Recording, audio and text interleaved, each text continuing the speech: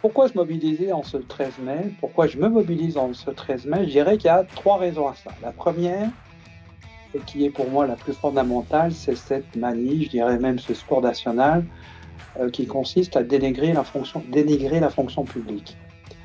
Euh, je rappelle une chose, c'est que s'il y a une fonction publique qui existe, c'est tout simplement parce qu'il y a des missions à exercer, des missions de service public qui sont la conséquence de politiques qui ont été décidées dans l'intérêt de tous. Préserver le service public, c'est préserver les fonctionnaires. On ne peut pas d'un côté se gargariser l'existence d'un service public de qualité et puis d'un autre côté considérer qu'il y a trop de fonctionnaires. On ne peut pas considérer qu'il y a trop de fonctionnaires et s'émouvoir lorsque un professeur qui est absent pour raison médicale ne peut être remplacé. Les deux choses sont liées et au contraire, le service public fait partie du ciment de notre société. C'est une des plus-values de notre société. On doit le préserver, je dirais, amoureusement. Et ce faisant, on doit aussi donc préserver la fonction publique et la qualité de l'environnement professionnel des fonctionnaires. Ça, c'est le premier point.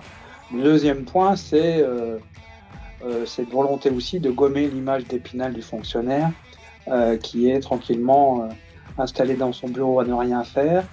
Rappelons que l'essentiel des missions de service public sont des missions de terrain, des missions du quotidien au contact avec la population. Les exemples sont nombreux, hein, l'accueil des enfants, de la crèche au lycée, le ramassage des poubelles, l'entretien des routes, l'aide aux familles, l'aide aux personnes âgées, etc. Toutes ces missions vraiment qui participent au cadre de notre vie à tous, qui parfois semblent, comment dire, invisibles, mais qui en attendant sont vraiment constitutives de notre environnement. Ce sont des missions donc de terrain, des missions physiques difficiles et qui vont engendrer, malgré toutes les mesures de prévention mises en place, une usure professionnelle. Et c'est là qu'on rejoint un point important, c'est la pyramide des âges de la fonction publique qui est élevée. Dans nombre de collectivités d'administration, dorénavant, la moyenne d'âge est comprise entre 45 et 50 ans. On sait tous qu'à dans cette période de la vie, c'est là qu'on va malheureusement commencer à développer des problèmes de santé plus ou moins graves, alors qui peuvent être liés à l'usure professionnelle dont on a parlé, mais également des éléments extérieurs. Et c'est à ce moment-là où les agents auraient besoin d'aide et de bienveillance, qu'au contraire, les mesures prises par le gouvernement vont les pénaliser. Et c'est là mon troisième point, qui, moi, me paraît très important, c'est lorsqu'on est en arrêt maladie, c'est pas un choix, c'est subi. On préférerait s'en passer, on préférerait être en bonne santé et que tout roule.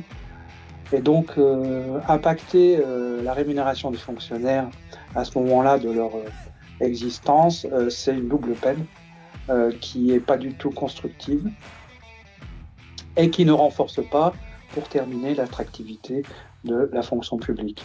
On l'a dit, le service public est quelque chose de précieux qu'on doit chérir. Il faut toujours des fonctionnaires pour exercer ces missions-là. Et si on veut attirer les gens pour venir exercer ces missions, il faut veiller à ce que les conditions de travail soient préservées et soient attrayantes. À l'heure actuelle, il y a beaucoup de difficultés pour recruter des assistantes sociales, des enseignants. On le voit quotidiennement dans la presse. Donc, veiller à ce que les conditions de travail des fonctionnaires soient préservées participe aussi à cette attractivité préservée.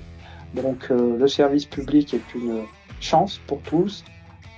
Participons à sa sauvegarde.